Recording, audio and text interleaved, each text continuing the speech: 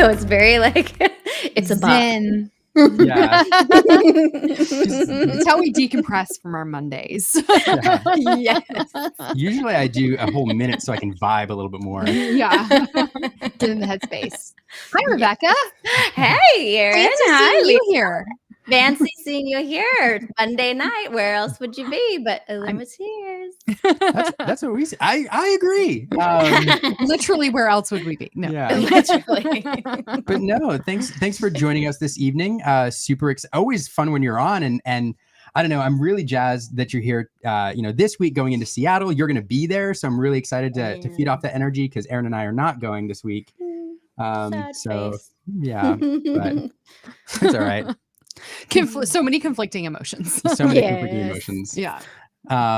For those who are joining us for the first time this week, this is our weekly Monday night stream, as we've indicated, where we talk all things Lorcana, try to bring in some awesome guests. So if you're here for the first time, welcome. We hope to see you back.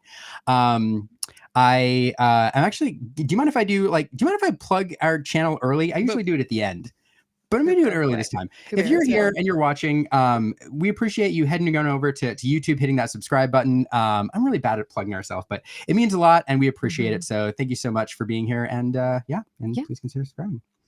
What do we Agreed. What do we have on the docket tonight? What do we have? I mean, I feel so like much goodness. So much goodness. I am so excited for our guests tonight. I'm excited to learn. I'm excited to see all of them in one location together. This is, I don't know. I feel like this is big deal. Yeah. Okay. Winnie the Pooh does not want to hang out on my shirt. Winnie the Pooh's just so excited. Yeah. He's jumping around. Out. I mean, outside of a DLC, having this much Lorcana talent in one space is amazing. So it's going to be incredible. Yeah, I am excited to pull them in. I do, after I queued that up. But before we do that, Rebecca, I know you're going to Seattle. This is Yes. You've been on to 6, right? I've been to 5. Oh, 5. Well, I will have been to 5 in person. I did remote casting for Atlanta, but other than that, I've been at all of them. So super excited to be at the last regional before we go into championships, which I know we're going to talk about with everyone who's coming in today. But yeah, the DLCs are great. Seattle's going to be so much fun this weekend. I know Tannen won't be there either. Yeah, so you can go, Tannen. Yeah. What are you looking forward to most, Rebecca, in Seattle? Oh, I just know that there's going to be a ton of Ravensburger folks there from Team Lorcana because it's in Seattle, right where their headquarters are. And so I'm really excited to meet some of the folks that are there. They've had a few game developers and they have artists that are coming, but I know there's going to be even more people from the team who will be there. And so it'll be fun. And just always seeing everyone is always a joy. Yeah. Just makes me so happy. Well, and it sounds like you're not flying solo this time. You have some of your family going with you. Well, yes. So that is actually the other very exciting thing. My son, Caleb, who I talk about, and he makes some appearances on my Instagram. He is 15, and this will be his very first big tournament that he's playing in. So he is going to be there. And then my husband and daughter are also coming. They're not going to the event, but they're just going to hang out in Seattle and do some fun dad and daughter stuff. And then we'll spend some time together as a family once the event wraps up. So it'll be a fun weekend. That's awesome. We adore Caleb. He's one of the hosts of Lorcana Clubhouse. Yeah. On the channel. So yeah, I'm sending him so many good vibes this weekend. I can't wait to watch his progress on Melee, and I'm so excited for him. I'm gonna love seeing Caleb, because he knows so many people from online and interacting, but for him to get to meet people in person will be really, really cool. Yeah, that'll be amazing. Well, so happy for you that you have you'll get to have your fam there. Fam, yes, that'd be good. Yeah, I agree. What's Caleb playing? Or is he not saying? Yeah, well, he's saying so. He was gonna do Emerald Steel, but he switched back over to Ruby Sapphire. So I'll have to ask all the guys on the panel this evening to see if they think that's a wise choice. He's abandoning, I feel like, I know. the hill he's been on all summer. All this time, I know. Yeah, I agree. Man, people look at people in the chat. Where did champs? They're coming. They're coming. Champs. They're in the green room. They're in the green room. Oh, can't even be the star of our own show for a moment. No, I'm super jazzed for you all. Really excited. For me, every challenge that we've seen or that we've been to has been better than the last one. So this feels like the exclamation point at the end of an awesome challenge season, and I can't wait to see the pictures. And I'm just happy for the community that gets to experience it. So yeah. All right. Do we want to get to the main show? Yeah. We'll just keep. Let's do it. Let's keep talking for the next hour.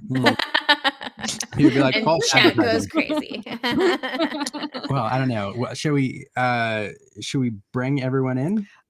Sure. I mean, do we want to give? Are we going to give a little preview of what's to come? Let's assemble the Avengers. Assemble the Avengers. All right. We need to call Avengers assemble.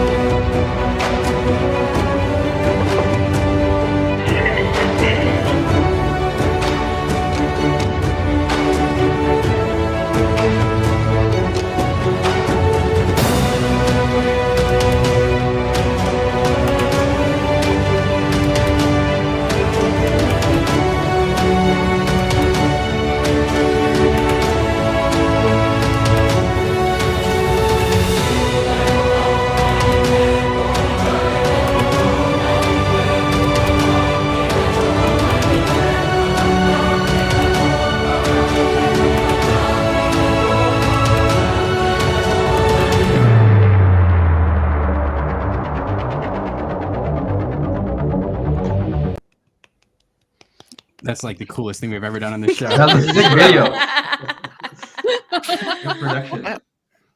Thanks. Shout out to Cregan who put that together for us. We'll link him in the show notes. I think we watched that video maybe 40 times this weekend. It's true. good. But it just got better every single time. Well, it's cool for two reasons. One, it's just super cool and cool music and production value and all that. But also, like, it really does feel like we're assembling the Avengers here.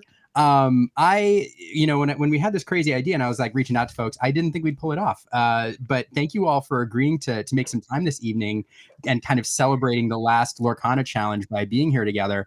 5 challenge winners all in the same spot. It's pretty awesome. Yeah. Well, thank you for having us, Liam, by the way. I'm excited to be here. It's super nice to also see all the other winners all in one room. I think it's exciting. Do you all know each other? Have you all met in person? I believe I've met Sam. Have I met you, Diego? I don't know if I've met you in person. No. I think I met Ed and Brian briefly. Diego and I played. Ed and I played. Brian and I were on Illumiteers together. And then I was in top 4 of Atlanta. So that's where I met Josh. Yeah. So I got everybody. I think I've met every one of these ones. So. Well, this would be fun. We have a lot of questions queued up. We're really excited to talk about the challenge, what you all think going into this weekend, the state of the meta. If you're watching live, feel free to ask any questions throughout the show, and we'll possibly pitch them over to our audience or our panelists. So I don't know. My first question, I think, for the group is we're going into Seattle. The meta has changed quite a bit, especially since Zan and everybody else brought Emerald Steel to the last challenge and put it really on the map. So just around the horn, and I don't know, somebody's gonna have to jump in to start it off. What deck is going to win Seattle? So I'll start off. I'm not going to Seattle, so I'm just willing to just throw it out there and all the secrets. I really think green purple will do really well and might take it all. It's a bit of a sleeper deck, but I think it's well positioned into a bunch of other decks, and it's one of those kind of decks where it's like not super favored but not unfavored versus many other decks, and I think you can really get there with the right pilot. But I imagine other people here are probably a little biased towards their top decks, so I'd love to hear them. Yeah. Yeah, we're gonna force everybody to make a call here. So you're not, you can't be like, it's gonna be this, it's gonna be this. We want to know which one is winning.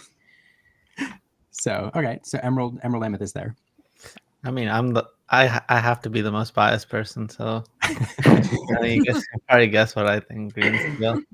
I mean, Blurple. yeah. I mean, I just think that the most busted thing is Diablo on turn 1. So, if I had to pick one that's not Green Steel, I would put, yellow green back in the mix. Okay. Diego likes that deck. Yeah. That's a solid deck, but Green Steel kind of like brought it down. So I'd be scared to play that. I agree. Because of the Pete? Pete. Everything plays Pete. Everything. Their nuts beat our nuts. So yeah, it's Green Steel just trumps it.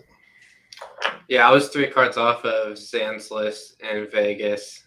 I'll probably play Green Steel again. In Toronto, I was like 4 cards off of your list. I played Green Yellow actually. Oh yeah. So I've been pretty consistent picking a good deck.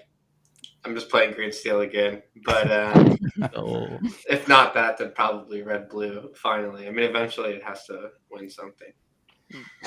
So what you're saying is the last 2 challenges you have been playing the winning deck, basically, just offloading. I mean, that's half the battle. So even though I haven't had success in those 2 events, that feels good at least. That's true. Okay, so you're pretty good. And in Chicago, you also picked the winning deck colors. Yeah, so you're you're a chance. So you're 3 out of 5. Okay, so you're pretty good barometer. Brian, any thoughts? Oh, that was Brian. Yeah. No, that was Brian. Yeah. Oh my gosh. Yep. Sorry. Good job, Aaron. For some reason, I thought I saw Josh's mouth moving while he was talking, and I just don't know y'all's voices yet. Not yet. No, I I guess the question is like what deck I think is going to win versus the deck I want to win. I was like the person who always likes to play the outside the box like rogue type strategy. I would love to see Purple Steel Brooms do something fun. Just because I think Yensid is just such an insane card. But what I think will probably do it will either be, Green Steel or potentially a Red Blue. I think those are 2 definitely like top contenders. If it was going to be like Green Steel, I'd love to see like, some more unique text like maybe Meg or Hercules package just for fun. But I definitely think Red Blue has a really good shot at it as well into the Green Steel field. So Interesting. Ed, I think you're last up. Oh, okay. Ed's up. Personally, I think I've been playing a lot, and I realize for Green Steel, I think a lot of people are teched towards it, and I think Red Purple might have a good chance to win because I think Red Purple historically is really bad in the beginning of the format, but once like a meta develops, I think it gets a lot better because now you can kind of tailor your choices towards whatever the metagame is. And I think specifically Finders Keepers has been performing really well against Green Steel. And I think the strategy that I've been trying to employ is like, you try to starve the Diablo beast as much as possible, and then you play Finders Keepers to try to wrap up the game. But obviously there will be those like nut hands, right, of Green Steel where they shift Diablo, you don't have the answer, or they put it in a cove and you'll lose. But if they don't open that, I think Red Purple does have a good chance against it. So I'm going to say Red Purple. Interesting. Yeah, Okay. I saw you post your deck list from Set Champs, I think today on Twitter, Ed, or yesterday, and I saw that Finders Keepers in there. I was like, oh, that's fun. Yeah, I mean, originally it wasn't my idea. It was like Guillaume Wafatapa's idea, but he only ran 2 Finders Keepers with no goat. So I thought that was like, what are you trying to draw into? I guess he was trying to play more of an attrition game, and I kind of took the idea to like add more ladies to play even more attrition than he is. And I cut like the Sisus to just, you sacrifice some early game, but if you can get out of the early game, I think that can perform like against even Red Blue. Yeah. Interesting. So we have a call for Ruby Amethyst, Ruby Sapphire, Emerald Amethyst, Green Steel. We're all over the place. Yeah. Yeah. And which just shows how diverse the meta is right now, which is really excellent, really. That's true. I guess, one thing I enjoyed about the last 2 challenges is that, well, in Atlanta, of course, rogue decks. I don't even want to, I broke my brain a little bit. But, for the last 2 challenges, you had a couple decks that were not like non-meta decks. I wouldn't necessarily call them rogue decks, but they were definitely decks that weren't considered like in the A tier. In Toronto, Diego, you ran the Amber deck, which again was lurking, but it kind of was, I would consider probably a B tier deck. And then Emerald Steel too was kind of lurking outside the top 3 or 4 decks, and then it won. Is there any deck lurking right now? I know Josh mentioned the Amethyst Steel Broom deck is one that would be fun to win. But is there anything lurking just outside that might make a breakthrough? I think that might be the green purple deck, where it's probably not considered, the tier 0, tier 1 deck, but it can definitely target some of them and do well against the other top decks. So I think that might be one that might get a break out this DLC. I can agree with you on that, Diego, especially at least like from the DLCs that my locals around here has been playing. They've said that green purple has snuck its way into top 8 very consistently, in the smaller runs. So I could definitely see that being the still recognizable tier deck, but not at the front run that everyone else is predicting to win. Yeah, I mean, no, go ahead. I was gonna say green purple's tournament was probably Vegas. If green steel didn't have the showing that it did, I think that green purple would have probably won Vegas, because the deck to beat was blue red, right? So like we still want to see what the deck to beat is. I mean, according to set champs, the deck to beat is blue red. So if Atlanta style tournament happens where the green purple player just plays against the blue reds and dodges the green steels, I can see it winning. But I do think that green steel is probably going to hit the 15% mark, maybe higher. So it's going to be hard to dodge steel, right? Like I think amber steel players are a little bit different than green steel players. There's some overlap, but with that much steel, I think that green purple might struggle in this tournament. But yeah. Yeah, I played green purple. I did 2 set champs this past weekend, and I was playing green purple, and I faced a lot of green steel, a couple amber steel, and I didn't find it too bad, just because we have Ursula, and if you run 4 cloud kickers, you can delay the whole Diablo constant draw until you get to Elsa, and then you can take out their Diablos and then shift big Ursula. So like, there's ways around it where you can just kind of delay to that later game, and then if they're discarding you, you can just shift to Clarabelle and get your hand back. I guess there's different versions of green purple, right? There's like the lower to the ground kind of like Curse Merfolk style. I don't know if anybody's still playing like Flynn Rider, but definitely like Bonsai kind of decks. And then there's like ones you described, like you're trying to shift Clarabelle or shift Ursula and like Lyle and just try to play that control game. I think that one is probably a little bit better versus green steel, versus I think the low to the ground one is better against red blue and worse into steel decks. Well, yeah, the version I was playing is kind of hybrid. So I know Lorcana Deckless was playing this one, where I got the idea from him, and then I just changed a couple cards to throw in Lyle. And it has Curse Merfolk, it has Bonsai, so you can get a nut draw against red blue and just aggro them out that way. But then it also has that top end to deal with steel decks, and then I threw in 2 Lyles Lyle can pretty much solo an aggro deck, so that's why I just had it there. Interesting. Yeah, I don't think that green purple has a shot against green steel personally, but No? that's Okay. just I me. know. I mean, like with everybody going up to 4 Tinkerbell, the big Tinkerbell, it's like it's even worse because like you have Kit for, let's say, on Ursula on 3, but if they went morph into Ursula on 3, then now you have 2 Kit targets and you only have so much removal, and Tink breaks the board. Like I think that the nail in the coffin for me was like when people started going up to 4 Tinkerbells, like it's like, all right, like this is actually starting to get really tough to see, pan outs where green purple is winning. Like when you're on 2, when you have less muses, there's a lot more game. And like now some of them are playing 4 Tinks and 3 muses. It's like those cards are all good against green purple. But they're weaker against, blue red or even like red purple. So Yeah, I don't know. I kind of agree with what Zan said, that green purple had a chance and it didn't capitalize. I'm glad you spoke up, Brian, because I kept seeing you kind of like smile while everybody was talking. Yeah, I was just listening to what Brian's people had to got say. But I don't know. I personally can't see it. I think that like a lot of people want to go for a Diablo or whatever and blow their opponent out, and your cloud kicker's going like a long way against them. But if people are like double keeping 2 songs plus Ursula 3 and then you don't have kit, like I don't know. I think the game plan for green purple is just rough in how it lines up against green steel. Did you all make it easier? Did you all get a chance to see, that Lorca Quest was like 700 players or whatnot that happened over in Europe?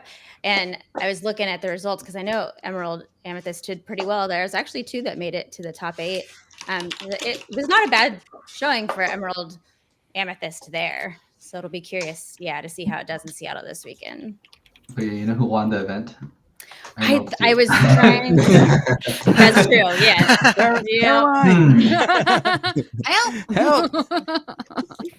I think that's where we saw the 4 tinks, and I think that's where it really shined, right? Being able to just shut down all the aggro strategies with 1 card. And I think that's why I was a big proponent of 4 tinks. I think it's such a blowout card in those type of matchups. Like especially if everyone thinks green purple is going to be strong, I'm just gonna hard mulligan for that morph tink and just like blow you out of the game. Right? Yeah, it's like Emerald Amethyst is my favorite deck. It's been my favorite deck since set 1. And the thing that makes Emerald Steel like the worst matchup, the removal is part of it, but you can play around it. It's that you really have no removal other than Mother Knows Best or something like that for the big-bodied mid-game steel characters like Beast Tragic Hero or Tinkerbell. There's just nothing to deal with it. And if you bounce it, it's coming right back out and doing more damage, and it's miserable. So like, yeah, I hate Emerald Steel. It's the worst. It's the worst. Thanks, Zan. Yeah, I just found like Elsa to exert and Big Ursula to exert those characters really helps the matchup. Mm-hmm. I agree. Yeah. I'm down to do a gauntlet with any of the green steel players to see where we land. Yeah, I mean the one that won is even playing Lucifer, which is probably a good card against green purple. Yeah, I mean Lucifer is also good against red blue, right? Like being able to accelerate the discard a little bit faster, I think was a good meta call. I see they didn't play Anna, for example, because maybe it's just too slow, right? And being able to play that Lucifer definitely could, rip those important cards out of their hands faster. Mm-hmm. Yeah. So we have thanks Ed, I think, for this. We have the results over here. Emerald Steel taking the top spot. It looks like we do have Amethyst Emerald in there in the top 8. But yeah, Emerald Steel taking the top spot there. With a good mix though. Amber Steel, Ruby Sapphire, Sapphire Amethyst. Blurple there. Look at that. Blurple. Yeah. The top 8, there's no repeat deck. Emerald Amethyst. There's 2 Emerald. No, sorry. I didn't get down far enough. Yeah, look at that though. Still a lot of diversity though, Yeah. Emerald Amethyst is just so popular in Europe though too, compared to here. Yeah, it is. Oh, interesting. That's fair. And a Sapphire Steel deck even too. Why do y'all think that is? We have different metagames. Well, Art of Box, yeah. I mean, just the way that people like playing, maybe. Well, it's very favored into red blue, right? So it makes a lot of sense to play that. But I think the Europeans also like playing Amber Steel. So I think that's why it's still a little bit scary to play green purple into it. Because I think the second most represented deck was Amber Steel, right? And I think in the Swiss standings, I don't know if you can still see them, but it was like top 1 and 2 were both like Amber Steel. And I think it's because it's another deck that also has those blowout openers, right? Like you go Cindy, and then you have a lot of songs that you play like Smee Lawrence, and then you just win the game outright. And somebody has to do that, right? At some point in the tournament. And usually it's like someone running Amber Steel and just doing those kind of unfair plays. Yeah. So Amber Steel is like really rough every time I see like the Cindy turn 1 and the Storm Rage on. It's like, okay, I know I'm thinking my 1 drop and probably just passing until I can put a card with 3 health on board. That can be like just such a setback when they go first and they have that strong opening. Yeah. Sometimes you just gotta do it. You gotta lose your 1-drop Diablo so your morph can soar. Then they have another storm, and then another storm. Yeah, give them the I mean, scapegoat. Then You it's gotta just play into it. over. Like then it's just over, you know. It's And true. the You can strength definitely for play your the risk sorcery, and just be like, yeah. well, if they have it, they have it. Like, you know. It's harder to have two than one. Yeah, this is it's probably small for a lot of people to read, but looks like, I mean, red blue most represented, amber steel was second, as everybody called, and then red purple, green purple beneath that. So yeah, a lot of steel song, a lot of ruby sapphire. But the conversion rates, it's, I don't know. I'd have to go into the conversion rate again and take a look at that, because there's a lot of positive. I don't see any negative, which is weird, but anyway, yeah. So great tournament to kind of set the tone going into this weekend, though. What are y'all's thoughts about? Because I know that Blurple did a pretty well at that event. Do you think that's something that might be a little dark horse? Do you think we'll see that at all in Seattle, making it to day 2? To day 2, I mean, sure, but to win the event, unlikely. That's going to be tough. Yeah. I mean, it requires a very good pilot. Like, you have Mm. to get up to these large amounts of ink, but you don't have like the same removal tools as red. So you're trying to ramp into Elsa and stop them, but like you're only stemming the bleeding at the point. You're not removing it. So I feel like it takes just a little too long to get going with that deck. Yeah. They could play, if they were playing Amethyst Chromacon, they could counter the discard strategy. So Right. But then I just draw more discard cards. It's an uphill battle, but they need some type of tool. I can't imagine this deck ever beating a great green steel player. Mm-hmm. That's fun. I do want to ask another question. Before I do, I have a quick admin announcement. Now that we've been going for a while, we have a lot of people in, close to 200 people watching. Yeah. Josh, for those who don't know, Josh in his free time, not only is a great Lorcana player and champion, but he moonlights as a playmat designer. It's hard to see. It's hard to see, but he mimics these spellground playmats. They're beautiful. They're awesome. They're tastefully designed. And Joshua has agreed to give away one of those tonight to somebody watching. I didn't want to announce that right away because I wanted to make sure we had enough people in here to hear that. So to enter, I'm going to post a link right now in the chat. It should appear on all platforms. Go there, fill out the form, and we'll draw a name before the end of the stream to give away a Spellground inspired playmat from Josh. They're really cool. They're so nice. Yeah. And those, so nice. Anybody in the Illumiteers Discord server, you got a heads up about 30 minutes ago with the link. So if you can't see it in the chat, you can head to the Illumiteers Discord and it's there on the giveaway channel. So, Josh, thanks for that. These are super cool. Absolutely, yeah. Just to clarify too, it's gonna be the brown and black one. Yes. Yeah. I would say not the steel blue one, the other one. Yes. I didn't know, yeah. If I have one actually back there, if I need to show it off what it looks like, but happy to give it away, and I hope someone enjoys it. No, thanks for doing that. Yeah, they're super cool.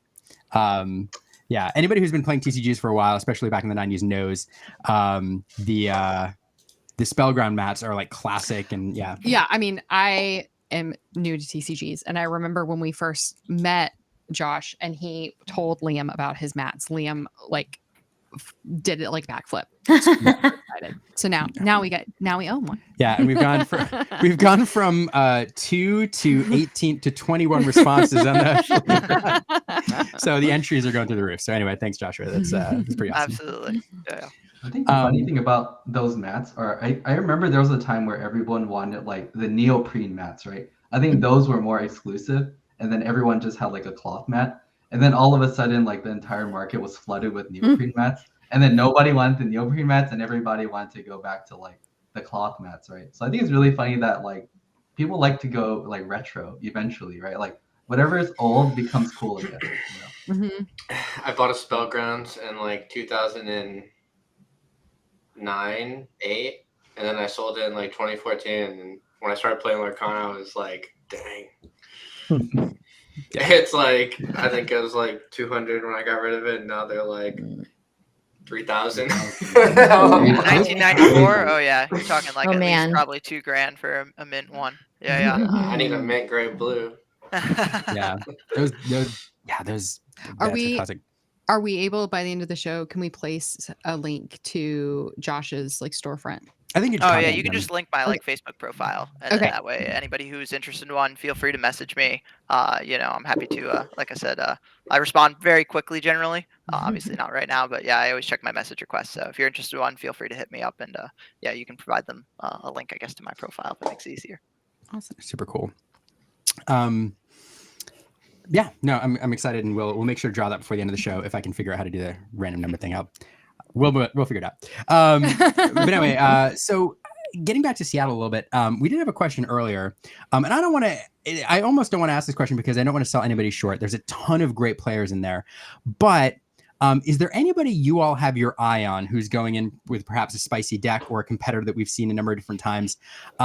Who should we have our eye on during Swiss rounds who may place pretty high and has a good chance of winning? And not to sell anybody else short, because I don't know, there's a ton of good players going in.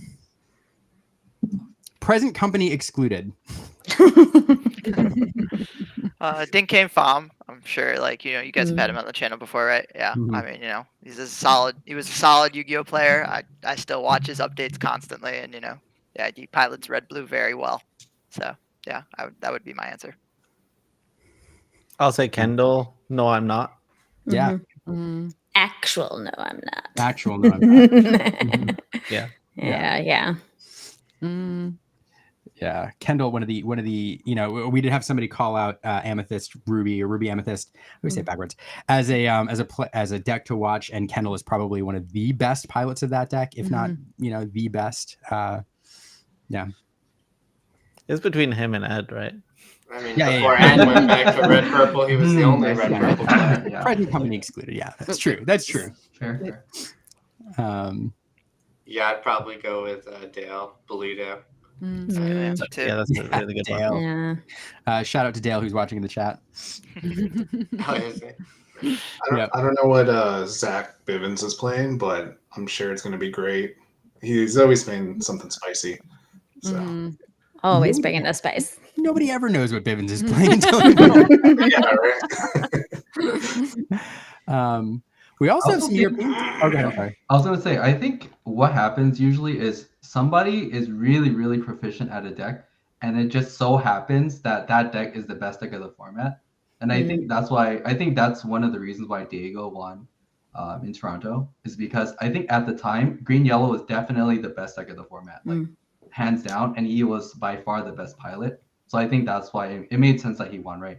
And I think that's also why Zan won, and like Chris got to the finals. Like, I think they are two of the best like green steel players I know, and it makes total sense that they went to the finals. So it's whatever you think is the best deck of this format. Like whoever is the best pilot of that deck will probably win the tournament. Yeah, that means no switching decks last minute. Like your deck, play a lot of it and stick to it. I think That's what I tell my son, as a young player. He's 15. I'm like, dude, you just need to pick a deck and stick with it and learn it inside out. That's what you need to do. Yeah. Your time will come. I think that's the main lesson here, right? Like eventually your deck will be the meta deck, and then you're the best pilot, right? Everyone's trying to switch to you, but you've already had so many reps on it, right? Like, But what happens when your deck gets banned? Oh. It got nerfed. I mean, I think that green yellow in Toronto was like kind of obvious, honestly. Like its worst matchup by far was getting his hand discarded to green steel, and then like all of a sudden the Bucky was gone, and like anybody who had already practiced with the deck knew like if you thought that getting your hand discarded by Bucky was bad, like just wait until you go up against You've Forgotten Me, and all of a sudden you're like losing 2 cards, and then they sung a card, and now you have no hand actually, and it's like so I don't know. I mean, I think that just playing one deck is the best way to improve, because you start seeing deeper lines and then maybe unlock more of the game, and then when you go and play other stuff, it'll happen for you instead of getting shallow into everything.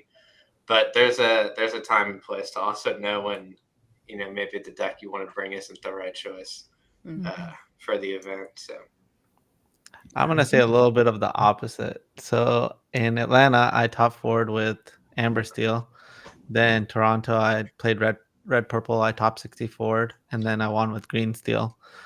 I think that gaining perspective of like what you don't like when you're playing the deck gives you like it's so valuable. So switching decks is I think that will make you a better player overall. But yeah, I do agree that whatever deck that you've been playing the longest is probably what you should play at the DLC.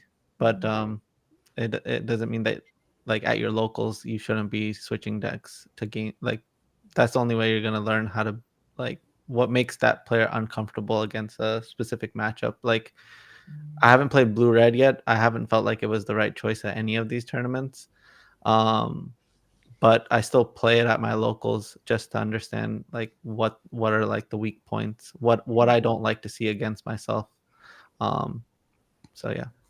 Yeah, I couldn't agree more actually with that, Zan. I've played like, all of the decks, different color combinations constantly, just for reps and to understand the weaknesses of those decks, because otherwise you're right, you're not gonna, if you understand like what the game strategy is of red blue or red purple or green steel, because you have the reps them, then you know what to look out for. If you're just playing against them, it's not the same. Having the hand and knowing what to mulligan, and when you actually play that deck, you get way more insider information to even like guess what might even be in their hand when you're playing that. Yeah. So I think feel free to there's jump like in. an element of practicality for people who aren't us. You know what I mean? It's Yeah, like fair. you don't own all the cards. You don't have time to play all the decks. Like, I guess what I'm just saying is that obviously for me, I practice with all the decks. Like, without a doubt, I'm going to play red blue to understand how to attack it.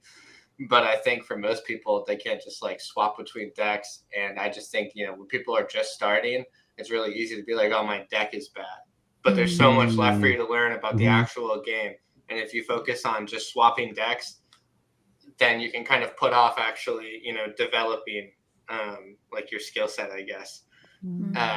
So I think, I guess just for me, I think about, what for the average person, what's like a good thing to do.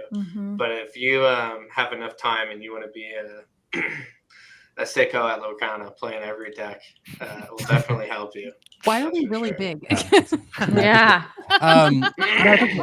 What you all are talking about, this is actually, we asked for some questions for you all from viewers on various platforms, and this is one that popped up several times. Dylan Linder asked, how do you decide what deck you're playing? I'm always between decks. I never know what to choose. And I think you all have offered some good insight on that already. So I think you've already answered the question, but I did want to bring up that this is something that a lot of people struggle with. And if you have anything else to add, for advice for players who are going into a challenge and perhaps like have no idea what they want to play or back and forth, feel free to add it. I think I have I do a lot of coaching, and a lot of people ask me the same thing. And I think it comes down to like, what do you think the most popular decks will be and how your deck lines up against their deck.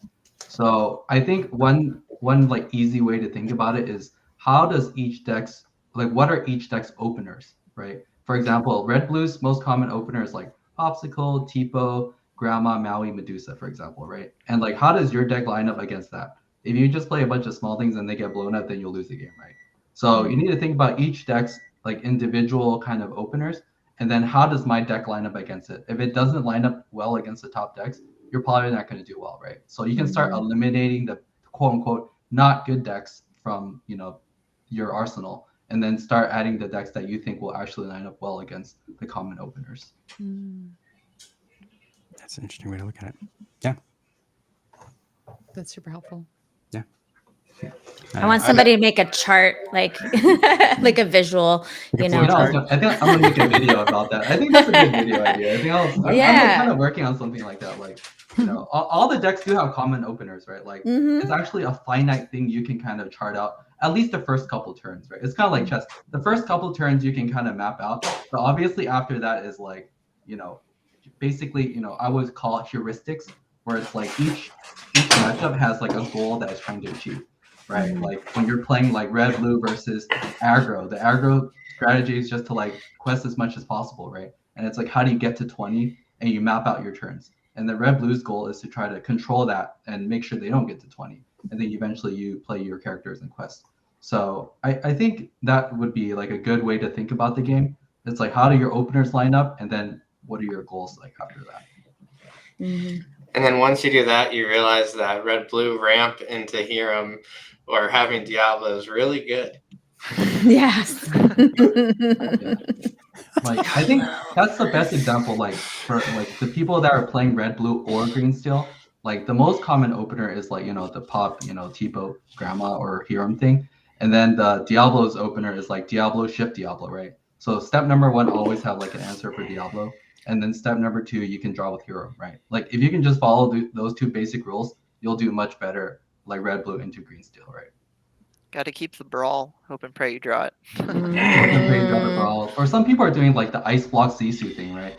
Like if that's like an out in your deck, you can also incorporate that. And that's how you also can skew your deck to be better against one deck than another, right? Like if you do that, you might be weaker against like red blue, but you'll increase your matchups against like aggro or red purple or green steel style strategies. And then the counterplay to that is, Cove. Yeah, so we get into this cycle, right? But I think ice block still kind of counters Cove in a way, because you can still ice block against a Diablo in a Cove and then brawl it, for example. Yeah, I mean, you wouldn't have that out. Yeah. There's like the Waffle Tapo Red Blue where he plays the 4 ice blocks. I played against someone last weekend who was playing that, and I had a beast on a Cove, and it got triple ice blocked into a human Sisu. And I was like, Wow. all right. I thought my stuff was safe in Cove, but that list plays like double Fang Crossbow and the 4 ice blocks because he plays Yeah, he's playing no dying too. Yeah, he's not playing fish. It's a crazy list. Yeah, One be prepared. One be prepared is so wild. Yeah, that's so funny. Golly. So one more listener question, or we've got a couple more, but next one I'll jump to. This is kind of beyond the meta. Like, there's a lot of players who ask, like, what's your secret for keeping your nerves and your cool while playing through these really long 2 days? They're mentally exhausting, they're physically exhausting. If you had like one piece of advice to offer to a player going through the challenge to kind of deal with the fatigue, what would it be? Pack a lunch. Like, you're gonna be playing nine games. That doesn't go by super quick, unless maybe you're playing aggro and you're just turning like a goldfish. But otherwise, definitely make sure you have something packed: food, snacks, water. Stay hydrated. Try and get a decent night's sleep. If you're traveling, I think that's always tough with jet lag sometimes. But I would say like basic like health stuff is always like my suggestion, and making it through like the fatigue of a long event.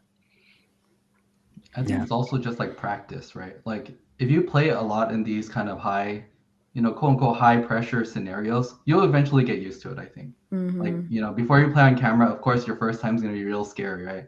But once you're like used to like the cameras and stuff, like I think you'll keep your cool. I think not tiring yourself out is like key for a lot of people. They exhaust themselves. Like maybe they're upset about their last game and now they're complaining to their friend or something. The stuff just, makes you more tired. It actually does. So as long as you just try to relax in between rounds, regardless of what happened the round before, keep it light. I mean, they give you the lunch break, but sometimes the lines are long and then that stresses you out or whatever. So like, having a plan, drinking water. I mean, like Josh said, just all the normal health stuff that people would recommend when you're going to do anything for a long period of time is like decent to follow. A lot of people bring snacks. But yeah, just controlling yourself probably is the number one thing, not tiring yourself out. I can't tell you the number of DLC competitors. Now we've like interviewed all of y'all off stream, so I think all of you have said this at some point to us, but the number of times I hear a DLC competitor say pack your lunch, when I'm like, what is your recommendation? It's like, bring food. Bring healthy food. It's amazing how much like that just constantly comes up when talking to these competitors. Is like you said, Brian and Josh, just nourish your body. as much as you can. And the quad shot espresso before you go to the tournament. That's a different type of, I feel like, nourishment of your body. But yes, Hey, caffeine. soda's mandatory for me. I don't do the coffee, so Dr. Pepper is like. There you go. That's funny. Yeah, the one quote that stands out to me, like you all mentioned sleep. We were interviewing Frank Karsten, and I'll never forget. He said, I don't think I've ever won more games in a competitive event than hours of sleep I had the night before. And I was like, it's a great way to look at it. Yeah, it's like you're like an athlete. I mean, you're not like, running laps around track or anything, but it really is a physical and mental thing to play 9 rounds. And then if you make it to day 2, come back and do that all again. It's really, you have to prepare your mind and your body like an athlete would, is kind of what I constantly am hearing from competitive players, so. Yeah. So one thing I would say is you want to lower your heart rate when you make a mistake. And an easy way to do that is drink a bunch of water. So like in the finals, I made a pretty big mistake, and it was definitely due to fatigue. I thought I had played a Prince John, and I didn't play the Prince John, and I just cast a strength without playing it, and I needed to mentally reset. And so I said to the judges, I'm like, I'm gonna reset now. And then I picked up my water and I just chugged as much as I could. And so what I was trying to do was, there were a bunch of people watching, and when they saw it, there was like a huge gasp, and I could feel the energy of the room like completely shift. And I was like, okay, I need to reset. Otherwise, I'm going to make more mistakes. So when I'm oftentimes watching players, they make one mistake, and when they realize it, they make like another mistake, another mistake, and they just fall into this hole. And so you need to the way you're going to pull yourself out is you got to chug a bunch of water and try to bring your heart rate back down. And so that's like important to do that. And then another thing I like to do is I'll go to the bathroom, use the restroom, splash water on my face just to bring my heart rate down, because if your heart rate gets too high, you just tend to make more mistakes. So a lot of people don't realize that your decisions are tied to these things that you can actually track. So I also like to wear a watch. I was going to ask if you did. Yeah. So I can tell them. Yeah. But yeah. Yeah, I think being prepared also really helps. It's like do your homework beforehand, like play a lot of reps with your deck so you're confident going in, and don't set like an unrealistic expectation too. Like you're there to have fun as well. Like it's not do or die. So going in knowing that like if you lose, it's going to be okay, but like you did all this prep beforehand. Now it's your day to shine, and just make sure you're ready to go, and just know it's for fun too. Actually, that part about it being for fun is a great segue to, I was about to say, one more listener to our final question. Moving on here. Moving beyond the competition in the meta, we talked at the very beginning about how these challenges are so much fun, just in general, besides just winning. So for everyone, what is your favorite moment from the challenge you won besides actually winning? And I guess I can open it up to any challenge moment besides, winning a challenge. You mean like the exact moment, or like afterwards, or the whole experience? Yeah, like just the whole experience of going to Disney Lorcana Challenge. What was like the most fun or exciting thing besides the actual winning the event? You can't say winning the challenge was my best challenge moment. Was my favorite thing. Else, what was the second? What was the second best? Yeah. For me, so I was staying on site at the hotel there. So Friday night and also Saturday night, we were just playing in the hotel lobby. It was awesome just to start getting in reps with other people that were staying there as well. And that was just really fun too. And then when we were playing just in the lobby, Ravensburger employee comes around and is like, "Oh, you guys are playing Lorcana. Here, have this promo." And I was like, "Oh, this is amazing." then he was so super happy to give it to all of us because he was like, "This is what it's about. You guys are just like, you guys aren't out there partying. We're just playing Lorcana, ready to get prepared for the tournament, and like it was a happy feeling, and yeah, it's good to play with other people in the community too." Yeah. Anybody else? I mean, Yeah, I mean, for me, I guess it's definitely just hanging out with friends. And Yeah, family. I mean, Like Yeah. that's the huge part, right? Like you generally don't. I mean, I always encourage bring your friends if you could go challenge. Like obviously, if you're going solo, don't be afraid. You can definitely always meet people, and everyone, from my experience, has been super friendly. But getting to hang out with your best friends in a hotel, playing those last minute games, of practice and stuff like that, it is just so much fun, right? It's a vacation almost in a way too, right? It's a break from work. You get to go out on a weekend and just have a blast. So I would say, I guess, like my favorite would have been just literally grabbing food together after the event. Like that was fantastic. I got to go home and all that stuff, those memories, and you're just chatting over dinner with your friends and family, and that's the best part to me. That's like a mini reunion, right? I know some people are like, oh, it's like family reunion again, right? Once a month, it really is. Yeah, they're like all over. It's crazy because it's like people from all over the country, right? And like especially like me seeing like Zan and all those guys on like the East Coast, right? It's like what other opportunity would you have to do that, right? So I think it's one of those special kind of things where everyone gathers for like the same reason, and it's really fun for that reason. It's true. And I to echo that, like in Vegas, I ran into you like 5 times before I actually said hello, because every time I approached you, you had like a crowd of people around you, and you're just like hanging out with friends and visiting and stuff. So yeah, that social aspect of it, yeah, I can testify that that's what you're about. Yeah.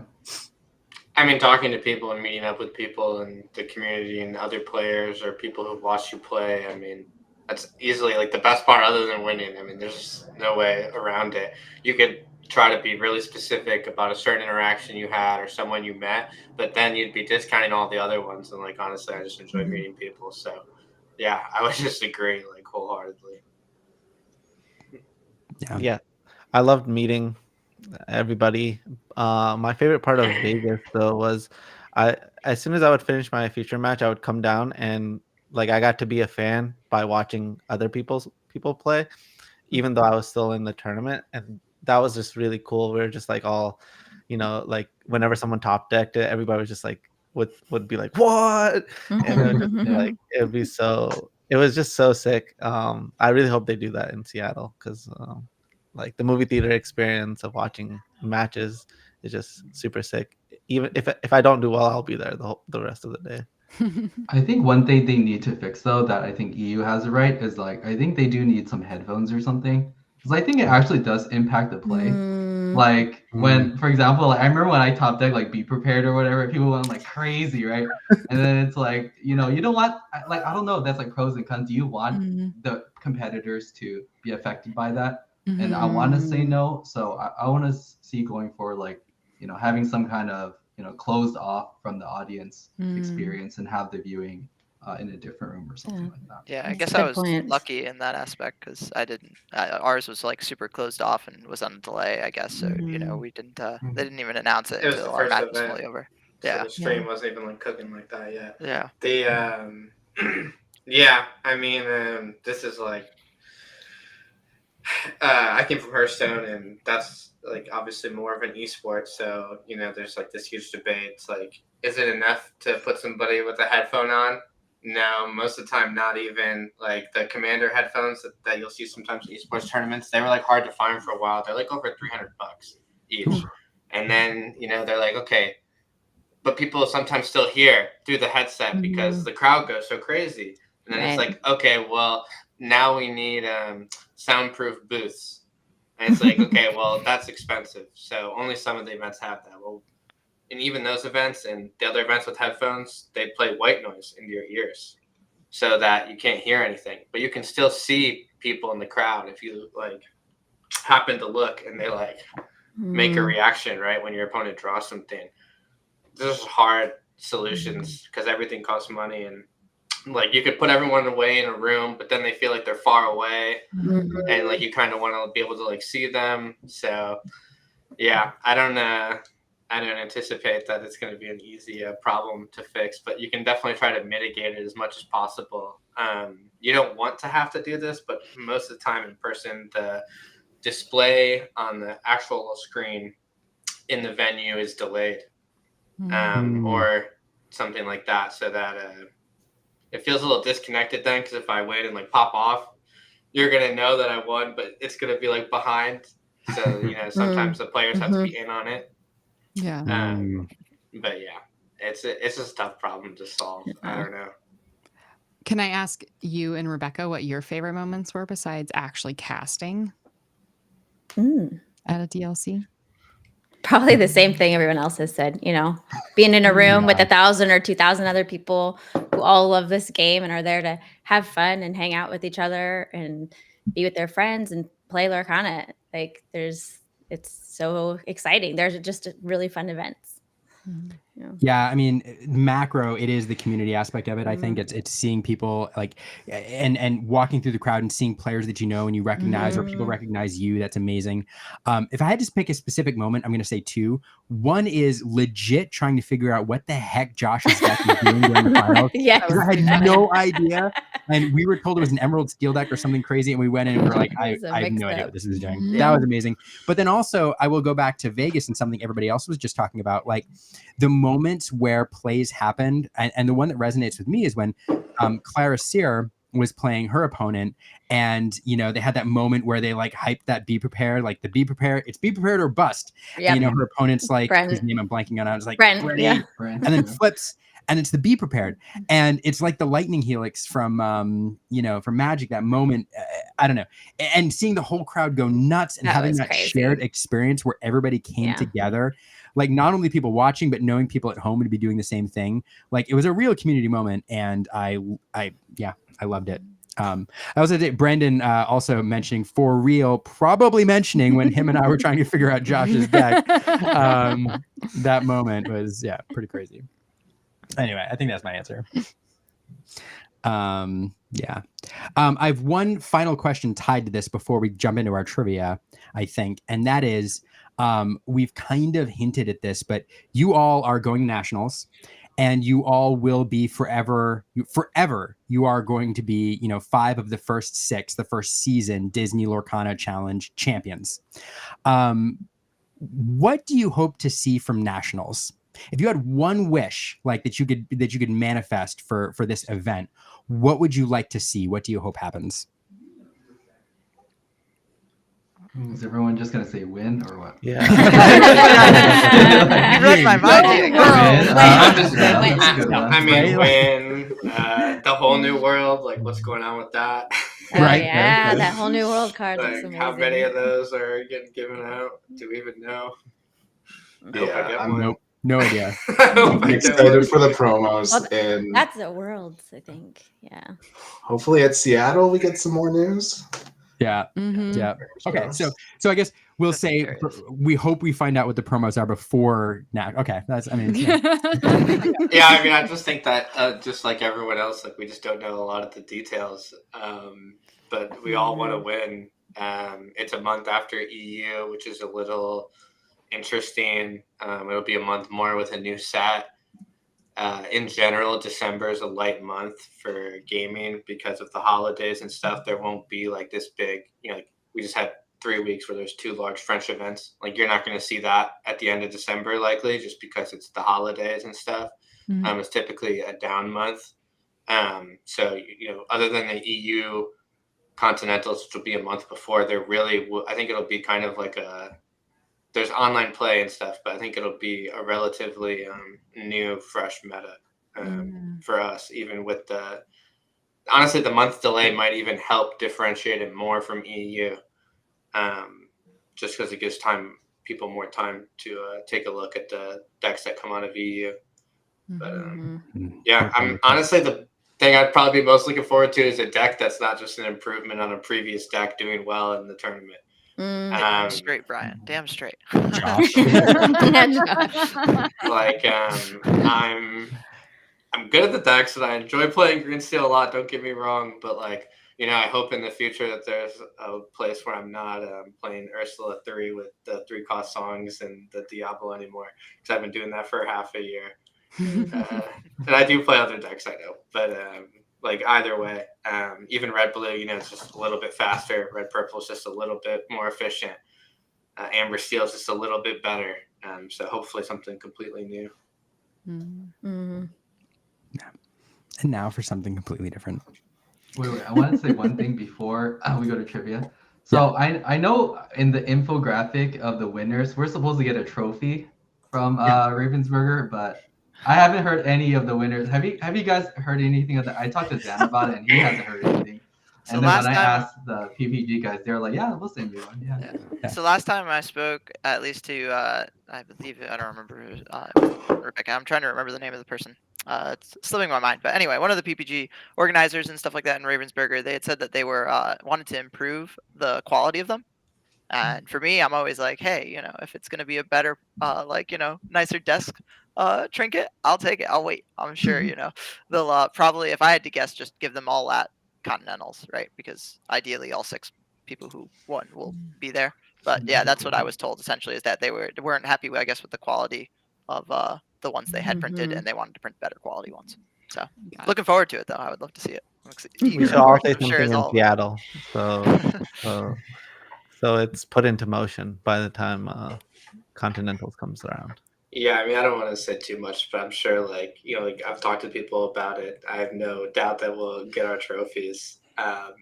I hope that they give it to us in Continentals, which makes the most sense, and which I'm assuming is going to happen. That would be great. Potentially with the ceremony or something, or somewhere where they can get a photo op, I'm guessing. That's all well and good, but I really hope I don't have to bring it back with me.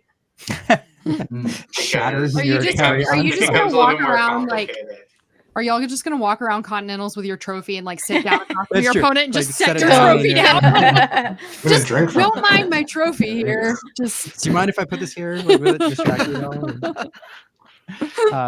No, so now I didn't have an answer for this question, for my own question, but now that you asked that, Ed, my you want answer, trophies to be at Continentals? I want the trophy award ceremony for the 6 Continental champions to be at Continentals. Yeah. Or the championships. Yeah. Mm-hmm. And you know what? And just to honor this year, whatever, make that the technique going forward. Every year you recognize the 6 champions, either even during the opening you could do it during the opening ceremonies or the closing ceremonies, make that part of that event. I think that's super cool. We'll link it our video, Ravensburger. Yes. Yeah. I love it. Yeah. And Rebecca and I are available to do that award presentation. So available. Yes. If they're looking for someone. If they're looking for somebody to do that, we're here. They should do the award ceremony in Disneyland. Get some pictures of you guys going down the new Tiano's bayou. I think 6 people fit in the log. With you all holding your trophies. No. As they're going over, nobody drop it. Yeah. That would actually be a wish. I changed that. I want everyone to go on a Disneyland ride or something. That would be fun. Just have everyone going to. That would be amazing. I know. It is really cool. I hope that would be a fun moment to celebrate. It is really cool, honestly.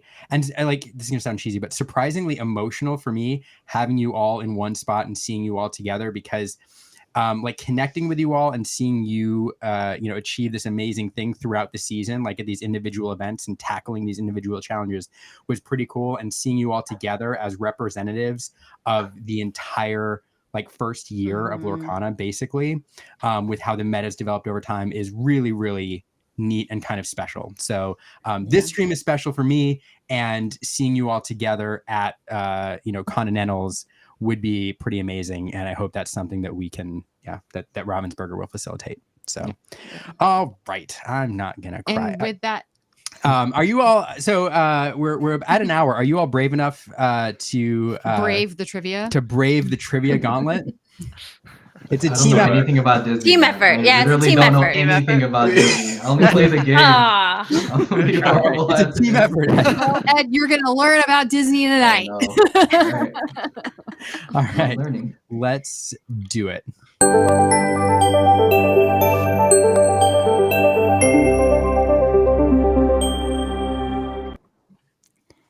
Caroline, welcome. Hello, hello. For those who are here for the first time, Caroline is our resident quiz master, trivia master here at the Illumiteers, always running trivia in our Illumiteers Discord and here every Monday night with trivia where one lucky guest can win the coveted, amazing, beautiful, highly desired, yet to be produced Illumiteers trivia pin. We know all about that kind of stuff. like Also presented at Continental. like championship.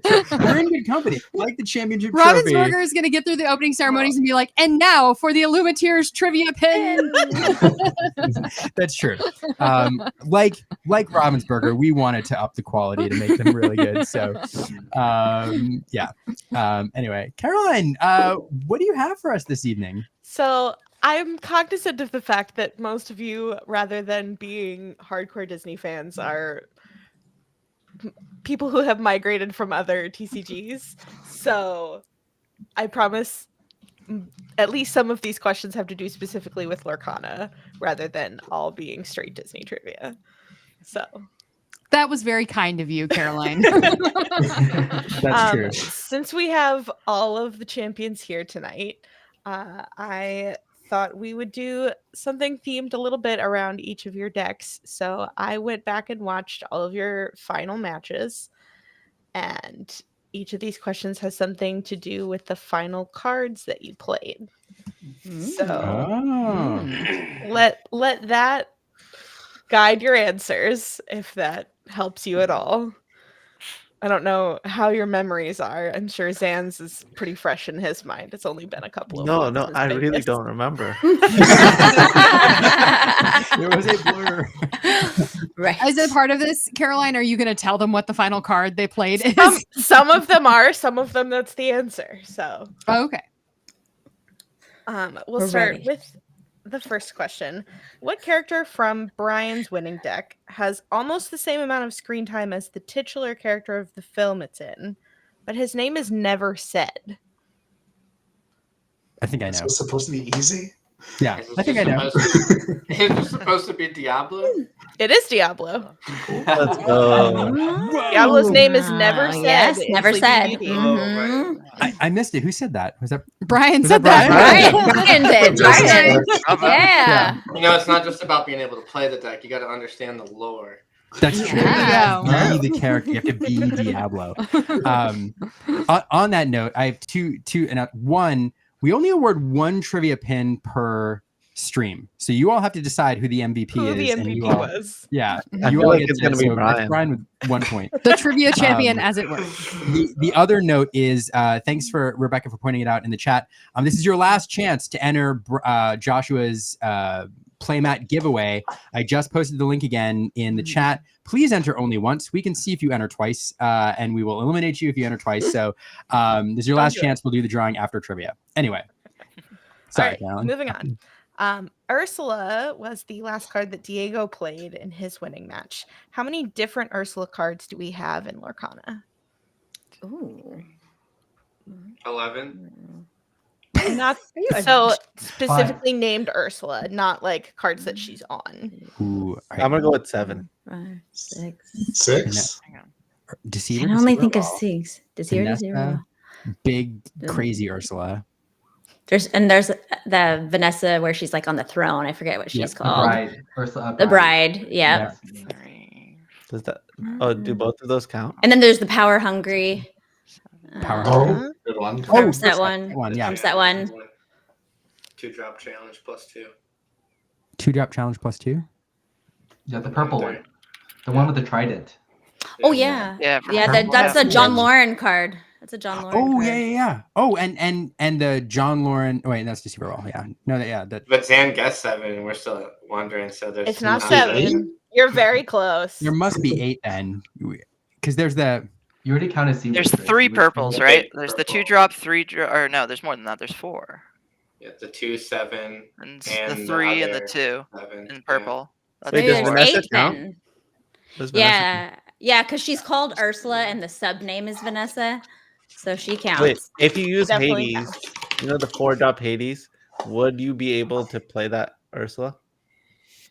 like, would you be able to sacrifice it to play another? Yeah. Mhm. You would be? Love Vanessa. Okay. Mhm. But you should play that. Yeah, I think it might be Alright. 8. Because if 8 they, or I think 9? there's somebody said I think there's 4 purples. Let's come to a consensus. What's the guess? I guess think let's eight. go up on Enchanted cards do not count separately. I'm seeing someone in the chat. Enchanted cards do not count separately. It's not different arts. It's just different unique cards. Because there's I think There's- 8 is the right number. though. 8. I feel Yeah, like let's pick 8. We eight. should go with 8. It is 8. Yes. Good job. Good job, First team. try. Good job, team. First try. All right. Next question. One of Josh's signature cards was Fairy Godmother. In the 1950 film, Yeah. she's played by Disney legend Verna Felton. In the 2015 live action, who played her? I knew the question was going to be about Fairy Godmother because it's like the only time you get to ask about the card. And I Right? love that card. I was like, Josh's card is going to be Fairy Godmother. But I have no clue It the has to answer be. to this one. I'm pretty sure I know who it is. yeah, in the live action Cinderella. I think so. Yeah, Is I it know who it is. Cynthia? I don't Erivo? even Well, think you I just- watched the live action Cinderella. No. It's they took a completely different like. Yeah, I was gonna approach say, to it. much like Verna Felton, she played a heroic character when she's more known for playing Fairy Godmother, villains. Fairy Mhm. Mm-hmm. Yeah, it was a strange choice. Who was it?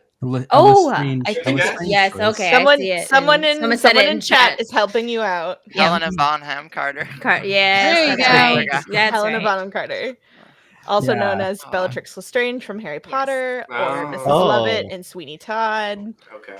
Did you see what I did there, Caroline? Bellatrix. Yes, I did. It was Great. Lestrange. Yeah, sorry, it was fun. Right? It From was Fight strange Club to as see. well. Yeah, Fight Club. Oh is- yeah. Yeah. That's what I remember. Yeah. All right. Okay, let me preface this. Zan, the last card you played in your winning match was the Muses. Oh, okay. Great. She just wants to put that out there. Which 90s British pop group was originally approached to play them? Ooh, I know. What? Yeah, I don't know. You got it. Well, wait. Say the question again. Which 90s British pop group was Just approached to play the Spice Muses? Girls. Yes, the Spice What? Girls. What? It's only one. Impressive. Did you guess that or did you know? Dude. Wild guess. Oh. Like, 90s British, British pop group. you know. 90s, yeah. Yeah, I mean. and I figured I gave enough female, hints so. in that. No, that's awesome. That's Wow. All good right. job. This is a very hard question even for Disney fans. So hold on to your butts.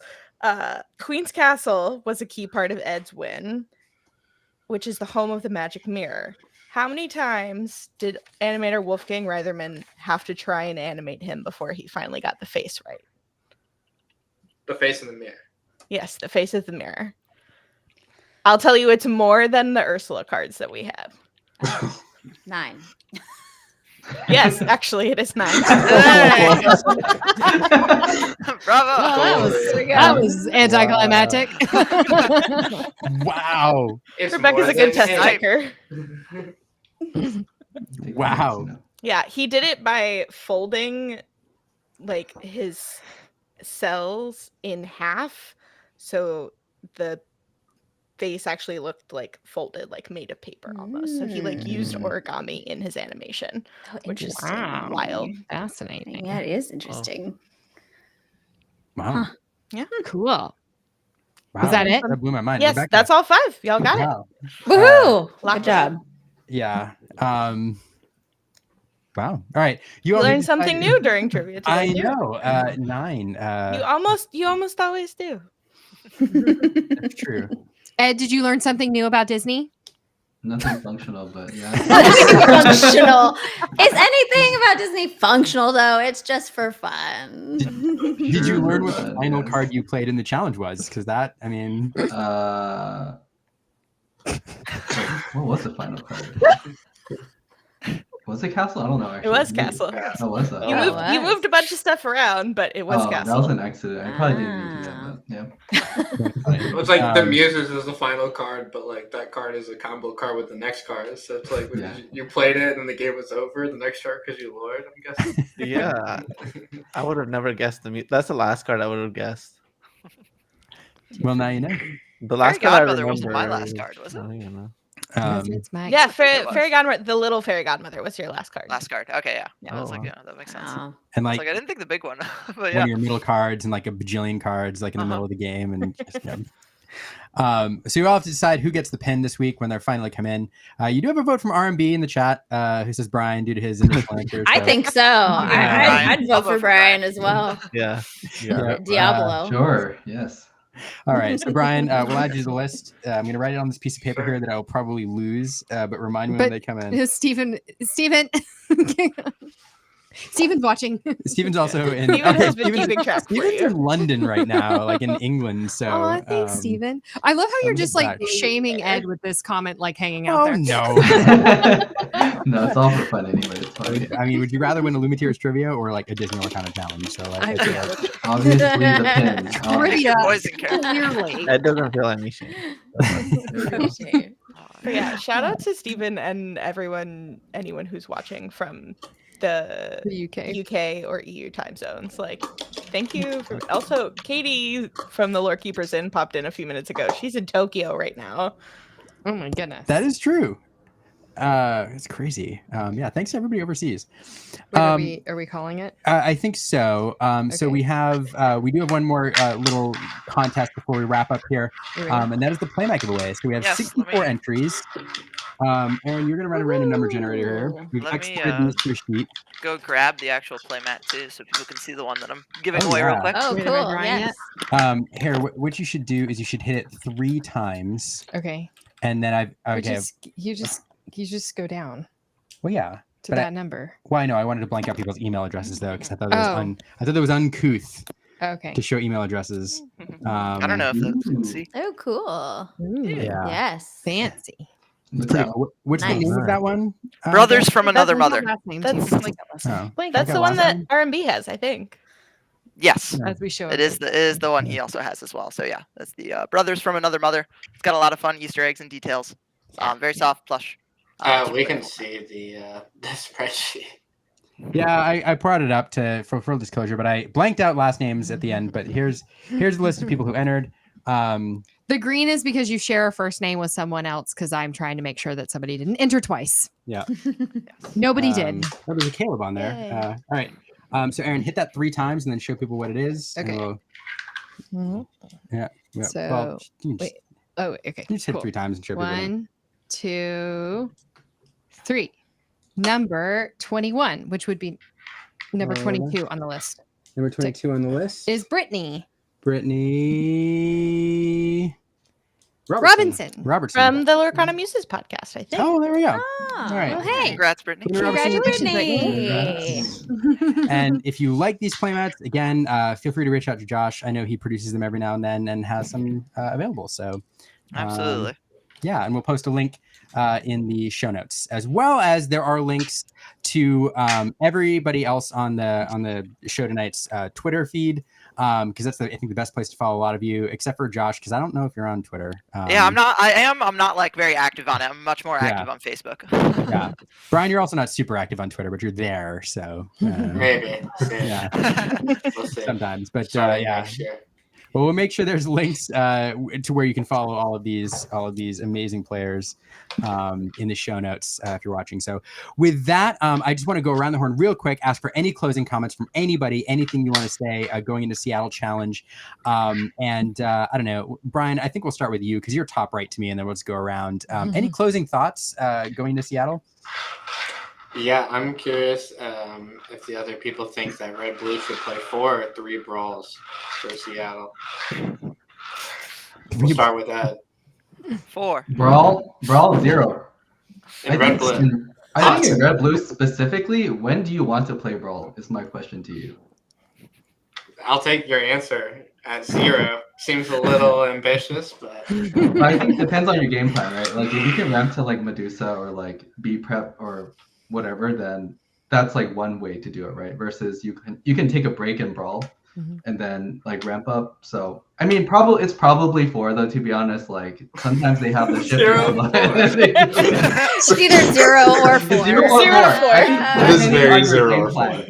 It's 0 or 4, depending on your game plan, right? Because honestly, I'm the philosophy of 0 or 4. Your deck is either really good for this card or really bad.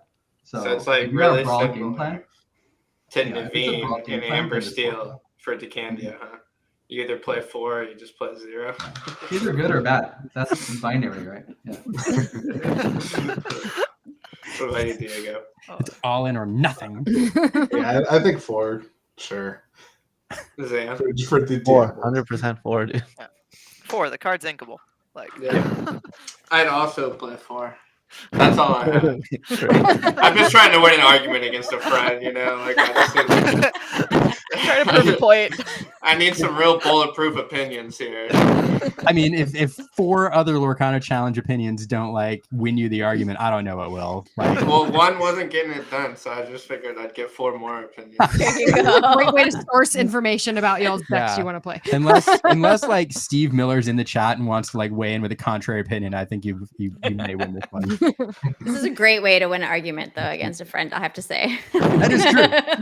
I'm trying to help them. Okay? Yeah. There you go. I understand.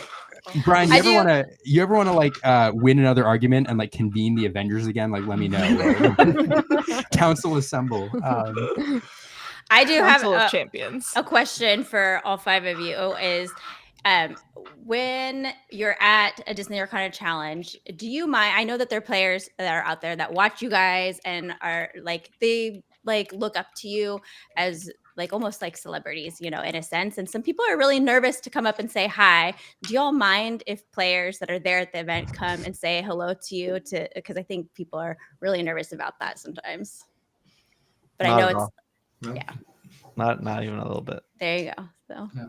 Even if I minded, they do it anyway. So no,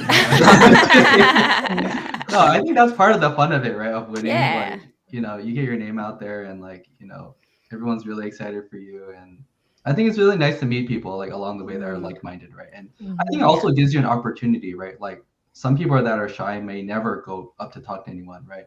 But once you win something, everyone's going to come talk to you, right? So I think that's one of the upsides, I would say.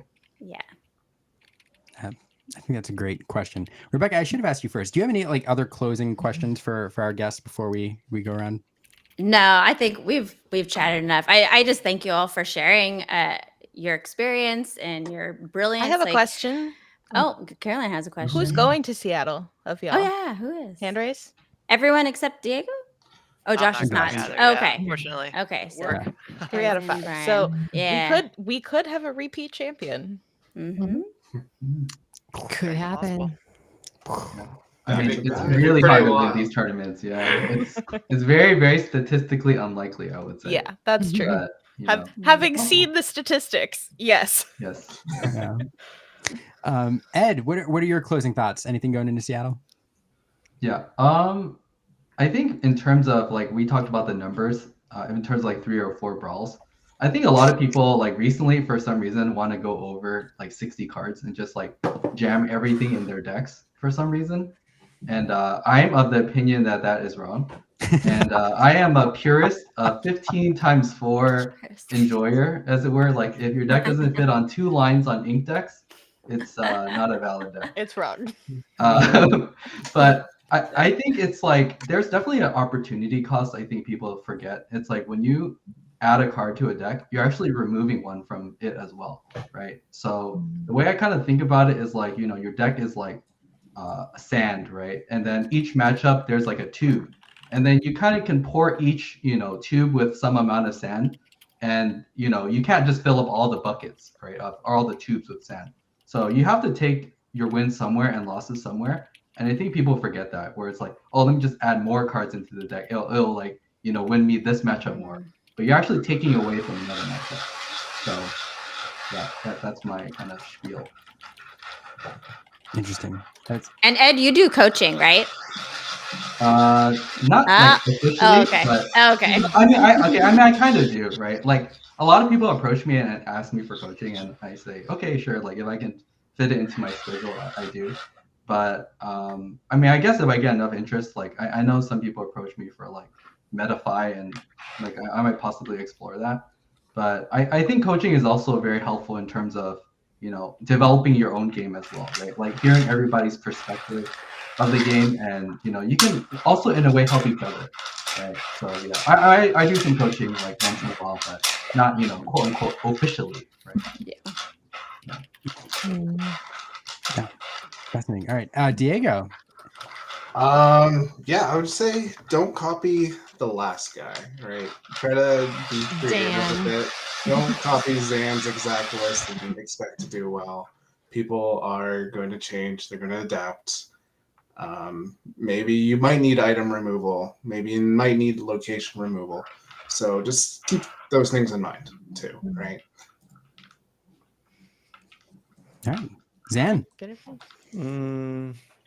I'm gonna argue against Ed. I'm gonna say like I've up until set 5, up until set 4 I was like 100% 60 cards only. I do think that there's an argument for blue red, and that's because they've gotten like visions. Once they got visions, develop your brain like took a back seat. So I felt like if I was going to play blue red in Vegas, my list was 64 cards, and the 4 extra cards were develop your brain, because I thought that the turn 2 was so important that I wanted to increase the chance of hitting turn 2. But the format is so wide that I wanted like a more toolboxy build, right? And so I feel like I don't want to close it off at 60 forever. And I feel like since in set 5 I developed reasons for it, I don't want to like look at a deck list that's above 60 and ever be like, this person is doing it wrong, because I just want to leave that window open, you know? Okay, my counter argument. So red blue specifically, there's 60 cards, right? Yeah. And I think the reason why red blue got good, besides vision specifically, is the inclusion of TPO. So I think the problem before was that one jump was the only way you can get from 2 to 4, but now you increase like the numbers from 4 to 8, right? Like, you know, Frank Carson's like famous, you know, TCG player article on Lorcana, like hypergeometric math. Like once you have 8 copies of a card, if you hard mulligan for it, you get it like 90% of the time, right? And if you increase your, you know, your deck size to more than 60, you're going to decrease that 90% to like maybe 85 or something like that, right? And I think it's... You're not allowed to hard mulligan in red blue. Or you know what I mean, right? Like he's got a point. The uninkables. Yeah, but I mean, you know, you get my point, right? Like it made it way more consistent of a deck if you like kept it small and had those 8 2-cost rampers, and you had a way more like consistent game plan, where it's actually very important in DLCs where it's like 18 rounds, right? And of those 18, you really can't give away any. Like you can get, I think DK said this, where it's like you can give 4 away to people opening the God Hand against you, and that's it. All the other 14 games that you win, you have to play absolutely perfectly. And a lot of that comes down to like your deck does not breaking on itself. So I think that's why there was like a huge rise of red blue, just because like the deck's more consistent. Yeah, but you're actually making the mulligans better, because that deck at that time, pre-Vegas, was playing so many uninkables. I felt like adding 4 inkables into the deck actually made the mulligans a lot better. And also, I wasn't playing like Cusco; I was playing hideaways. So a key thing that was I was playing Gaston and hideaways. And so basically, what I realized was there was a pattern of where I needed to hit Gaston to counter Sisu, or I needed to hit hideaway in order to hit Queen's Castle. And being able to develop your brain into visions, into hideaway, was like a path that I was like happy like to make possible, right? And so with ice blocks and that many big Sisus and all those uninkables, it really felt like every time I mulliganed, I put myself in this weird spot of like I can just make my hand so much worse. But with the develop your brains, early on I didn't feel like, okay, I can just ink this right away, and it like helped the deck in its mulligan, you know. Players right now are like taking notes frantically. I've played card games for 20 years, and I've never played more than the minimum amount. Like straight up, I've never done it. Maybe like there's some point where I played like some mill deck, and maybe it was, but like outside of a very niche strategy, I've never done it. And I'd consider doing it in red blue. So take that for what it's worth. Like if you add 5 cards to red blue, they have like 3 main axes, which is like, let's say ramp, removal, and then whatever other type of cards you want to say. But if you add 5, and let's say you add you run 4 TPO and you add a third 1 jump, because a lot of people play 2 1 jump 4 TPO, which by the way, if you mull 4 and you have 6 2-drops and you're on the play, so you have 1 draw, then you're seeing 12 cards. So it's like 75.5% over with the 2-cost ramp. If you run an additional one, then it goes up to like 80, I think, ish, around there. But if you add 5 cards and you add an extra ramp within that 5, then you're actually going to hit the ramp at a higher rate than at the 60 card deck with only 6 of the 2-cost ramps, because you're only adding 4 cards, but one of them's an extra ramp. And so it'll be above the like the difference of like keeping it smaller and only running the 6 or whatever, as opposed to going up to 7. But I hate the idea that you could play more than 60. Like I really do. Like I don't want to be ever playing a deck more than the minimum. So I mean, I'm with Ed there. I'm being a purist. Doesn't mean I'm wrong. Forced you to 30, right, Brian? That background. Yeah, I mean in Yu-Gi-Oh too. Like, yeah, it's very rare to play over the minimum. Right. And, right. Yeah. Brian, I thought you were like zigging there for a second, and then the last second you zagged. We have Sailor. I call it to my experience, but I do believe it. I was gonna say I would put Sailor in one of the best Ruby Sapphire players, saying you want to sabotage the deck, keep playing 60, guys. But everybody has good arguments, and you can't. I mean, I will never argue with anybody here on this. Yeah. It's so funny. This is like such a constant conversation at my locals. In fact, Rob won a Lorcana his podcast all the time. We joke about whether or not 60 or 61 like really changes the variance like that much. And it's like, over like the 9-round event, like you can think about like, how much is actually going to matter in the amount of games that you actually see like a 1 of, for example, if like you're talking about that argument versus the, the deck count. But yeah, I'd highly suggest to those who are like always curious about it, definitely use the probability calculators online. You can literally, if you search deck probability calculator, and then you can enter the ratios and see exactly what like the statistics are of you getting it after mulligan. So I mean, I think that's what I mentioned earlier with like Frank Carson's hypergeometric TCG player article. He has like, I think it's like Stat Trek or something, and basically it's exactly that, right? And I think the percentages, for example, if you run, like for me, if I play red blue, I would be 4 TPO and 4 1 jump, 60 card deck, right? I want to see it every single time, because like the games that you play TPO or 1 jump on 2, the chances of you winning are way higher than the ones you play like visions on 2. Like in this meta, I don't think you can just play visions on 2 and think you're going to get away with it. Like I think you're just going to get ran over by literally every single deck of the format if you did that. So I think that's like red blue's main advantage now, is to be able to skip from 2 to 4 directly and then play like a Maui to stabilize. But playing with discard in the format, you need your top decks to be better than ever, and you have a way higher chance of drawing dead cards. So I would rather be playing six of those effects with more developed your brains, because my top decks are going to be better when my hand is empty. But I think if you get to like Hiram and you just play Hiram as much as possible, I think that's how you beat green steel, right? In general, like he's definitely not ramping with Fishbone, right? That's definitely not allowed right now. So that's why Wapo Tapo doesn't even play Fishbone, dude. I think he has the right meta call. It's not even a good backup strategy. Dude, don't try to understand Wapo Tapo. I'm telling you, I've been following him for like a decade in Magic, and his deck lists don't make any sense. His list does make sense. No one has won with the Wapo Tapo sense. list His list Only right now Wapo does Tapo make wins sense. with his list. It So like kind of to rationalize it is literally impossible. Oh, I think it makes total sense. Like I think Fang Crossbow is so good against red, blue, and red, purple. No, yeah, it's heavily teched for the mirror. Completely agree with that. I'm a crossbow believer. But no, Crossbow believer. That's the 7-mana card. But he only plays 3 Brawl, and I gotta say I hate it. I don't know about 3 Brawl. Yeah, no Quill. Yes, 3 Brawl. Questionable. Man, my biggest takeaway here is that we have to find like that really spicy question. We have to get you all back and then ask this really spicy I know. question. All it does, we just need to ask one question. We'll just set y'all Like, loose for like thanks, an hour. Crossbow. And be Yes. like, wait, we'll be back after dinner, y'all. Yeah, crossbow, good or bad, go. It's really dangerous to play 4-1 drums because on the draw it's really bad versus green steel. Like they get to have this game plan of keeping Ursula 2, especially in day 2 after I see your deck list. Like that's how I got past red blue in Chicago, you know. And then like if you want to play the 4 how far I'll go, which if you believe in the 1-2-4 game plan, then you do want to play 4 how far I'll go. Then all of a sudden Ursula 2 gets a card more often. And on the play, if you lose a card to Ursula 2, then you're going to lose your hand to double Sudden Chill or Sudden Chill Hypno on 5 through 6. So, I mean, and like if you play the Quill, it's even worse. So, I actually, yeah, I don't know. I like the 6 and Quill. I think he's onto something. Man, I sense Sailor here like revising his deck list like this guy right now.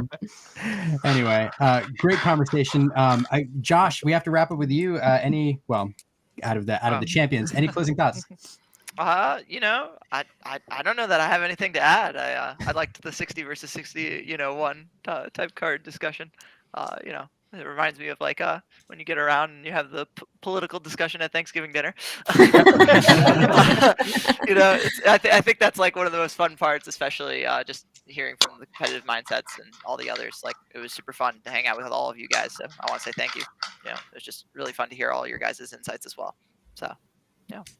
Well, I have to say, I hope we do it again. Anybody like visually watching this right now, there's room to add one more square to the bottom. Seattle Champions. Seattle Champion, right? We could round this out and make this super, super awesome. So I hope we get to have you all back. Rebecca, like any closing thoughts? And do you want people to come up to you and say hello in Seattle? We should ask you that question. Always, yes. I love saying hi to people. So always, yes. Yeah.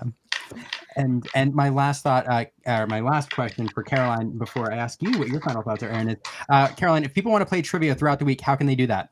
They can come join the Illuminateers Discord.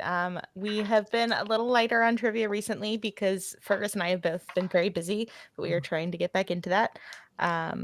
Fergus introduced a new game this week. We're playing a riddles game where he gives everyone a riddle and you have to guess which Lorcana card it is based on the information in the riddle. So it's definitely a good time if y'all want to check it out. Ian dropped a link in the chat just a little while ago, but you can also find that link in the Twitter bio or any of the other socials for the Illuminateers. Yeah. And last thought for me is if you're going to Seattle, good luck. I look forward to watching the streams and seeing how you all do and just have the best time. Aaron, what should we wrap with? I just want to say thank you so much to the 5 of you for joining us this evening. Seriously. Thank you. What a treat. Amazing that y'all all decided to spend your Monday evenings. I know all 5 of you are incredibly busy outside of this. And so we're just really appreciative that you wanted to spend time with us. And then everybody who's watching tonight, the fact that y'all want to hang out with us crazy people on a Monday evening when you have your busy lives, we're just really, really honored that this is how you want to spend your time. So thank you all. All right. And with that, we will see you